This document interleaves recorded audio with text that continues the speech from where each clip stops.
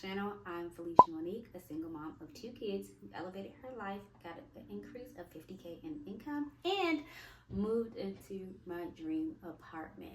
Today's video is focused on glowing up in relationships as a single mom. And if that's something that you're interested in, make sure you stay tuned, hit the subscribe button, and don't forget to like, comment, and share. So let's get into it. Why is it so hard to date as a single parent? There's so many things to analyze and break down when we talk about this, but baby, it's hard because the price has gone up. I think if you have gone through something that was rough or hard or heartbreaking, you now have different standards, you've learned a lot, and you want something better for your life. And I think as you start to look for better, you start to notice the worst in others.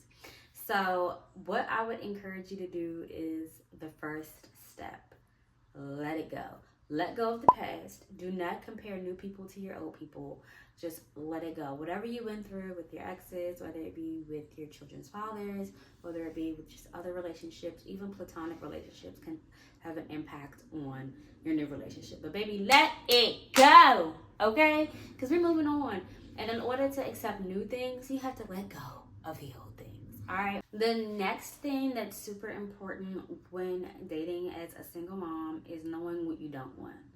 I think it's easy for me to make a list of the checklist of, oh, I want him to have money, I want him to have a good job, I want him to be financially stable. That's all the same thing. But baby, it's important. I want him to be intentional about his relationship with God. If he has kids, I want him to be a good parent. But what don't I want? I no longer want toxicity. I no longer want people who are like super hood and ghetto, baby. I went through a phase. I love me a thug. No, I reject it.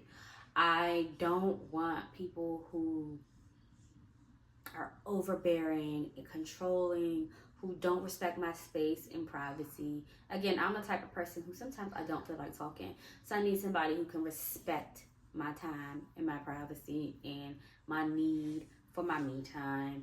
I don't want someone who cheats. You gotta be faithful.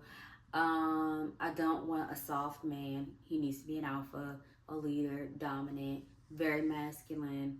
So just know what you don't want, so that when you see what you don't want come to your face, you're like, I don't want that. Because we are so focused on like, oh, he got to be all of these things. But what if he shows up as all of these things, and then you start to notice the things that you don't like because you were not specific enough to know what you did not like either. So keep that in mind. The next thing is super important. Don't settle. I'm in therapy, and my therapist was talking about one of her friends and how they got married, and how she asked her friend, is your husband what you thought he would be, or is he what you expected? And her friend was like, he's more than what I expected. He's better than what I expected. And that means, girl, that what you want is out there, and it could be more than what you imagine, but you're not going to get there if you're settling for less than what you even want at its base. So don't settle. The next one, be the prize. Let me tell you how this has changed my life. I met like the best person that I've ever met in my whole entire life by being the prize. Like, I showed up as passenger princess 1,000%.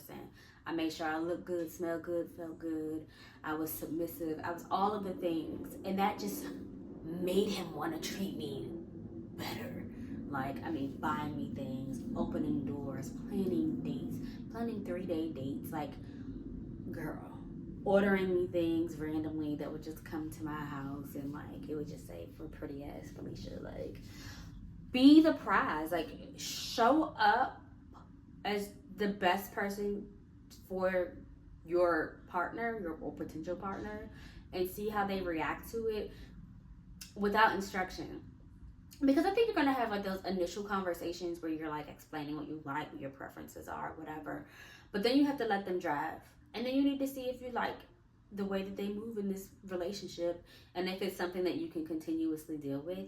And if they treat you like the prize that you are, and you enjoy it, and it's your love language, baby, you are winning. So show up as your best self. You don't necessarily have to show up as what they want, because then you become people pleasing. Be your best self.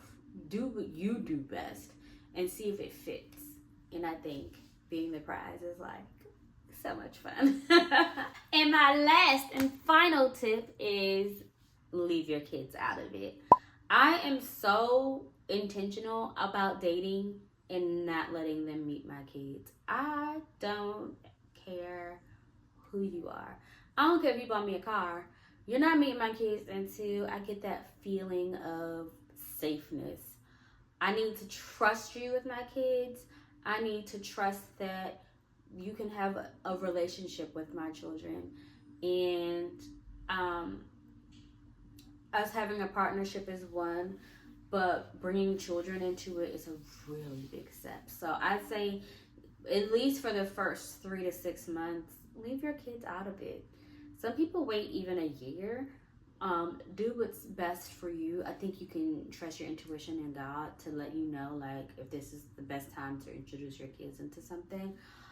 But please leave your kids out of it. It's just not safe. Anywho, if you like these tips on how to be the best it girl while dating as a single mom, make sure you hit that follow button and come back for more videos, because baby, we're on a roll. We're being consistent. And also check out my vlogs where I just show what it's like in the day in the life of a single mom. And I hope to see you guys next time.